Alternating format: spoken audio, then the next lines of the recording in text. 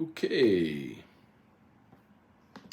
What's up, everybody? Good morning. Welcome to a Monday edition of Morning Scone presented by Brock, the Panthers Orthopedic Clinic, Hudco Roofing, HudcoRoofing.com, Restored Motions, RestoredMotions.com, and ProCharge EV, ProChargeEV.com.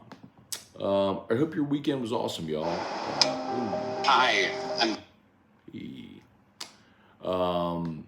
Obviously an appropriate and appropriately disappointing end to the Saints season as they lose 10-7 to Carolina. Saints took the opening kick of the game, went right down the field, scored, looked really good.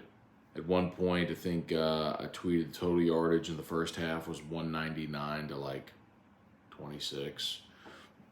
And you were tied at 7 at that point because the Saints are a bad football team. And their 3-game win streak maybe had deceived or given a false sense of confidence to some.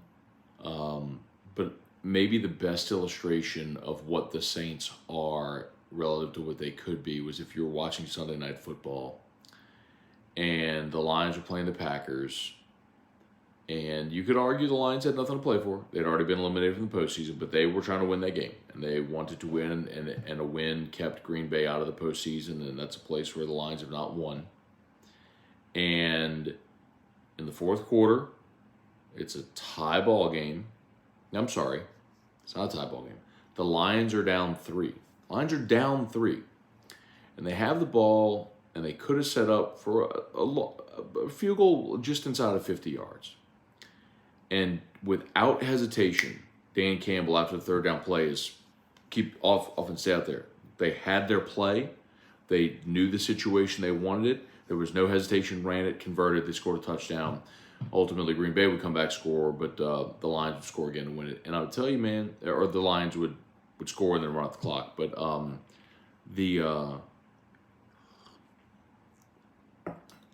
the difference, and even the Sunday Night Football broadcast crew said it. They said, if you're watching the game, Mike Tirico and Chris Collinsworth, they were talking about it.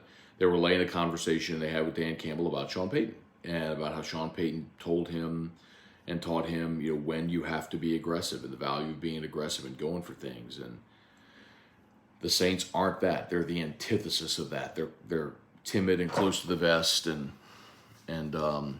it cost you in a 10-7 game where you really dominated the yardstick, especially where you should have been up more in the first half, but weren't. So, Saints finished the season 7-10, and we'll see what changes may come this offseason in New Orleans.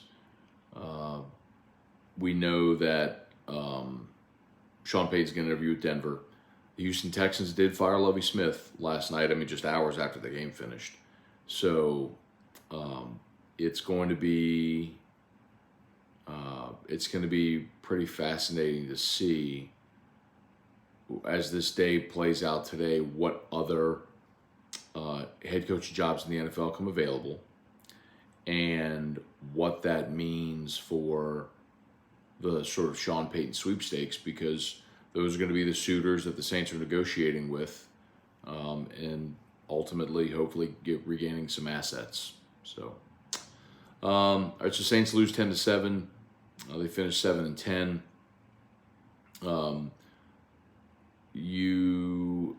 Tonight, college football playoff national championship game, Georgia-TCU. I do like TCU in the points. I like Georgia to win. I like TCU in the points. Would not be surprised at all if TCU pulls the upset like we talked about. I think Georgia's defense, especially in the back end, has been a little exposed. I don't know that TCU is going to be able to run the ball against Georgia, but I think they will be able to throw it just like Ohio State did, just like LSU did. So I think TCU will move the ball. I think they will score points. I think having that line at, it was at 13.5, and it's come down. It's 12.5 now. I think it might have even been 14 when it opened, but looking at 12.5 right now. We'll see how much it changes between now and kickoff. All right, let's say some good mornings here. Kelly Gross, David Coslin, Trey Fisher, good morning. Stephen Smith, Blaine Smith, good morning. Yeah, I should have mentioned that as well. Thank you. It was a big, big weekend for LSU football as they did land a couple of transfer cornerbacks and a transfer defensive lineman. So, excuse me, cornerback from, my apologies, cornerback from Syracuse and a cornerback from Ohio State, both transferring in. The cornerback from Syracuse is Deuce Chestnut. He was a former four-star, number one player out of New Jersey. He's transferring into LSU as a sophomore. The defensive tackle is a kid, Preston Hickey, who, by the way, Preston Hickey's going to be on AFR today at 4 o'clock, so it's top of hour 2. Preston Hickey's defensive lineman who had been at Oklahoma State, entered the portal, and is now joining up with LSU. So Brian Kelly kind of holds true to the thing he's talked about a lot is, wanting guys. By the way, Hickey is a PW, is a preferred walk-on. But Brian Kelly wants guys in the transfer portal who are from Louisiana primarily, if possible. So get another big dude on the interior who may, when the cycle rotates, get on scholarship, but we'll have that conversation with him today. So LSU continues to sort of fortify their room, and the thing Brian Kelly said also was, of course, he didn't want to get just 1 year players, because then next year you're in the same situation. So I mean, you look at all these transfers they're bringing in,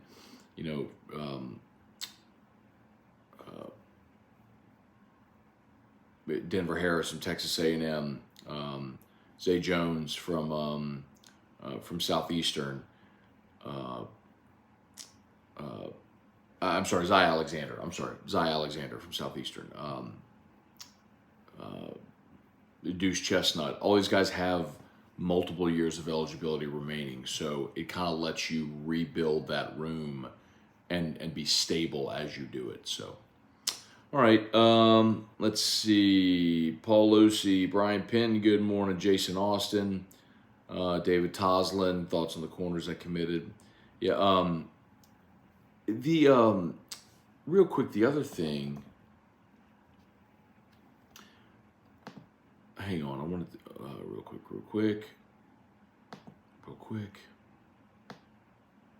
Here you go.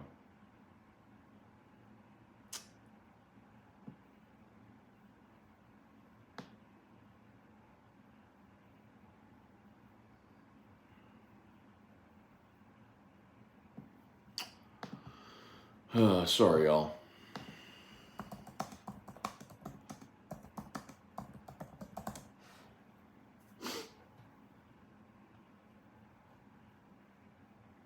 There it is. J.K. Johnson is the kid's name from Ohio State. My apologies. Who was on campus this weekend.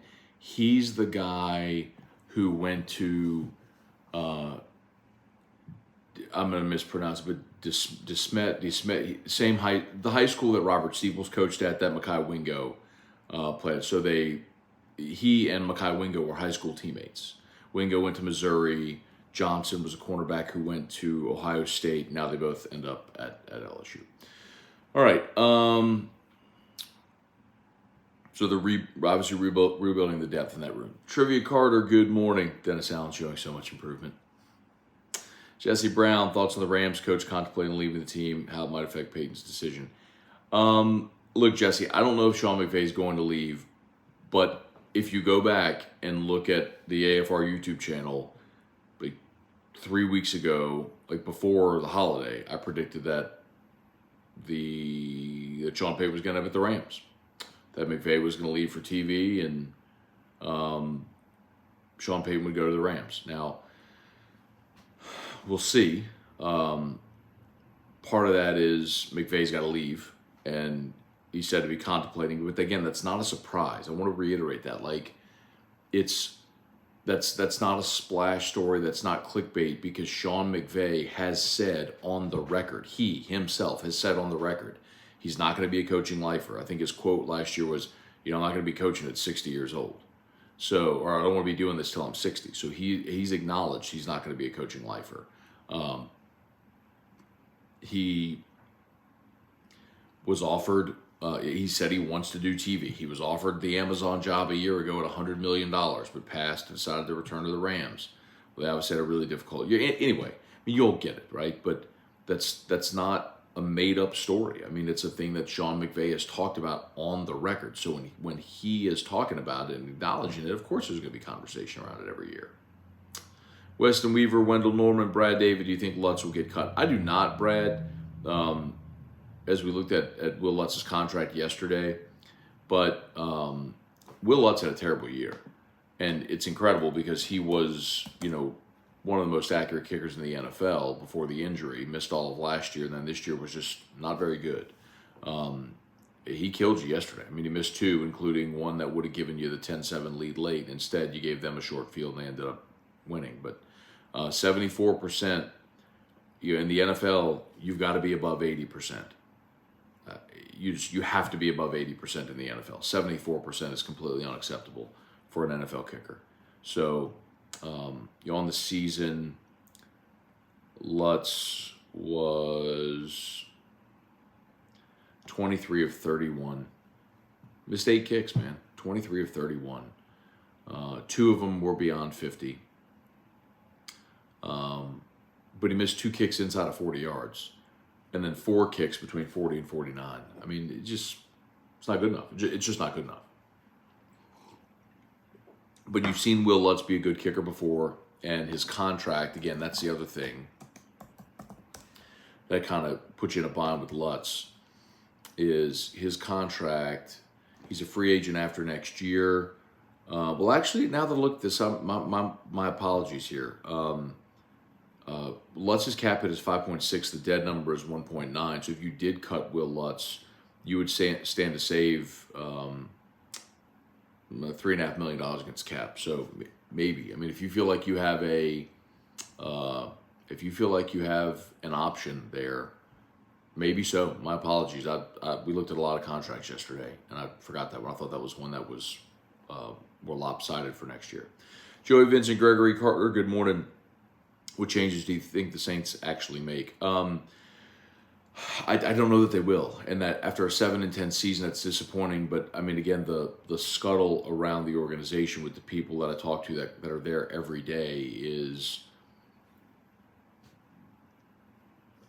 I don't know that the changes are coming. At least not major changes. Truax, what's up? Leon Williams, good morning from Dallas Fort Worth. Okay, national championship tonight. Who you got? Yeah, I got. I do have Georgia to win.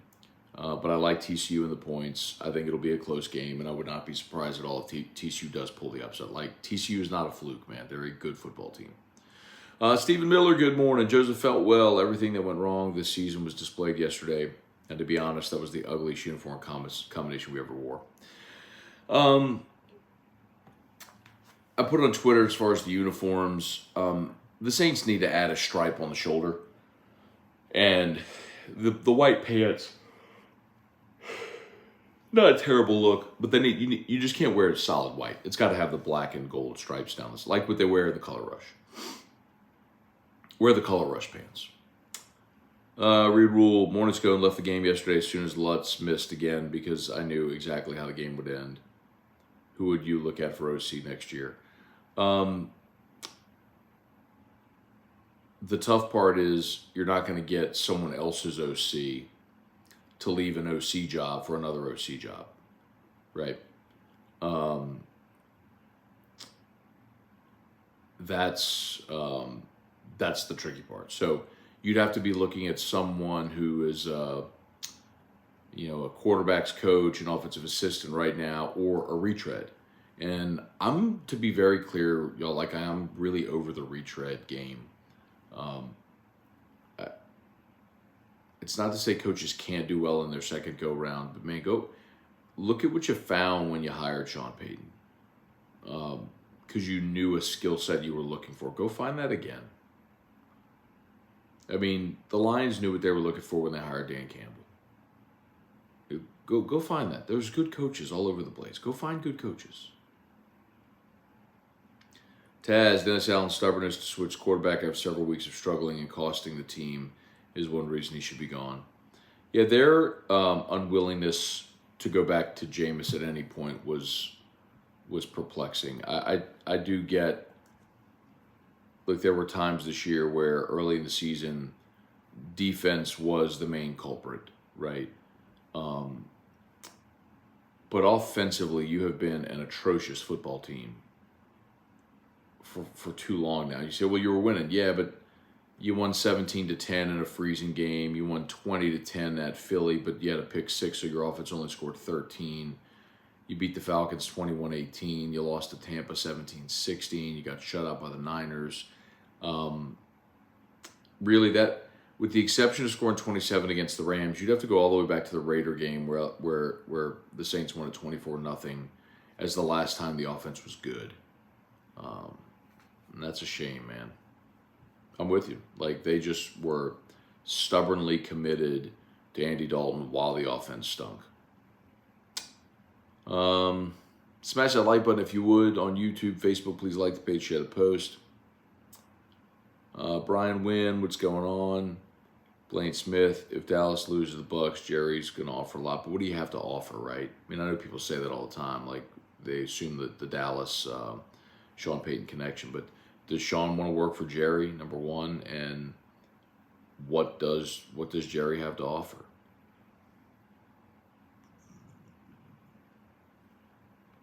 Hey, Dad, good morning.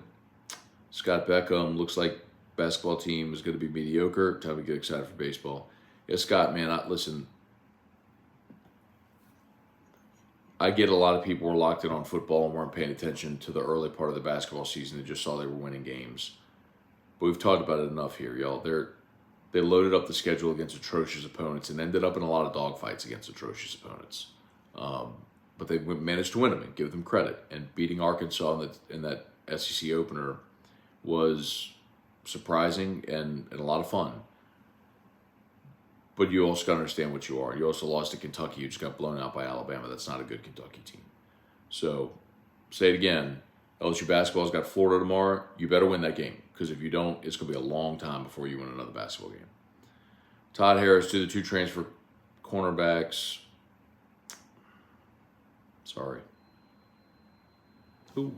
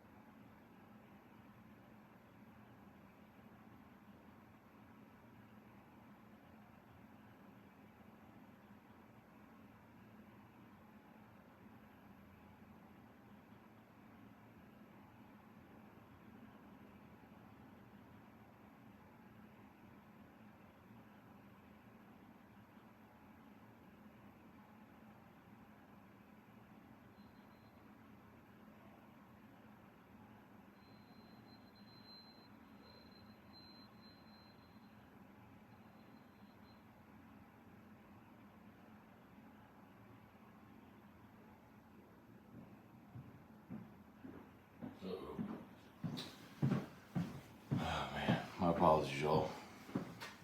Drew's feeding pump has been acting up, and it looks like it might be on its last leg. One more thing to look forward to today. All right, smash that like button if you would. Facebook, please like the page, share the post. As always, brought to you by Brock, Batters Orthopedic Clinic. Need an orthopedist, go to Brock. Hudco Roofing, HudcoRoofing.com. Got Hudco pinned there in the chat. If you had issues with this rain, we'd love to give you a free, no obligation roofing inspection. You can schedule that online at HudcoRoofing.com. Or give us a buzz at 364-1007. Restored Motions, restoredmotions.com, and ProCharge EV, ProChargeEV.com. Quickly, Bryce Boudreaux, will you be at the celebrity boxing match between Casey McKenzie and Ryan Moranto? I will not. Friday is mine and Erica's wedding anniversary, so I don't think E-Rock wants to spend it at the boxing match. Courtney Store, Billy, Burtonier. What's going on? Taco Night came back fast just now. I don't know what that means. David Tolson, disappointing loss for the... Oh, you think I was running to the bathroom. I was not running to the bathroom. I was going to stop Drew's backpack feeding pump. Rob Joyner, if the season started today, who do you think would be LSU starting corners?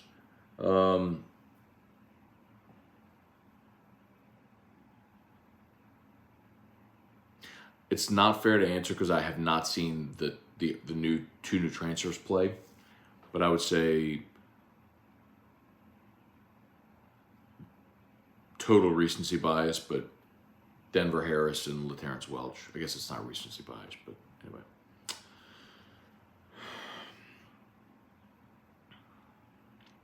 Matt, likelihood Michael Thomas signs a free agent deal with team Peyton lands on. Depends where he lands, but it's possible, certainly. I think he'll go to a spot where they'll give him an opportunity to compete for reps.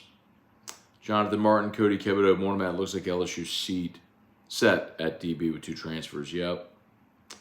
I imagine they wait till spring to address D-line, O-line, linebacker depth. Cody, not ideally. Ideally, you have those guys on campus for spring. And with the semester about to start next week, you would prefer to have those guys on campus ASAP. So if you want these guys on campus for spring football, you better get them here now.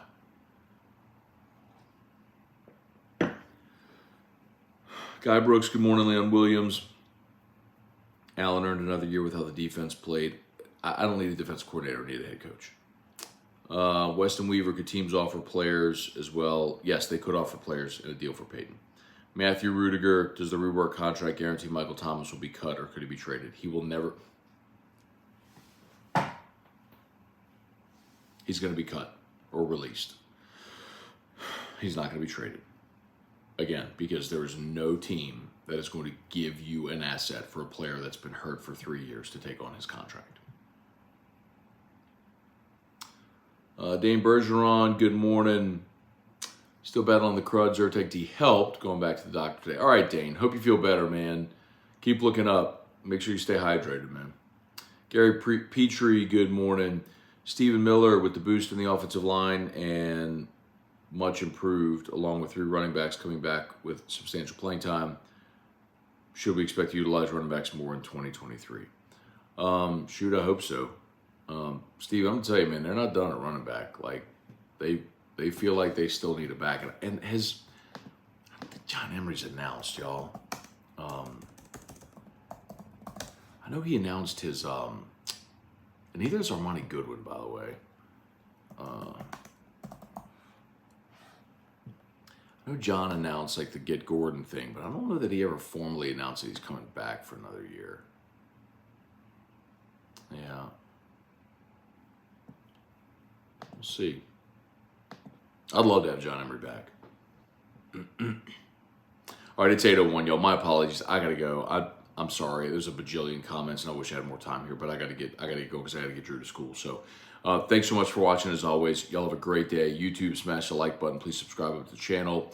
Facebook, please like the page, share the post. If I missed your comment, my sincere apologies. We'll look for y'all later.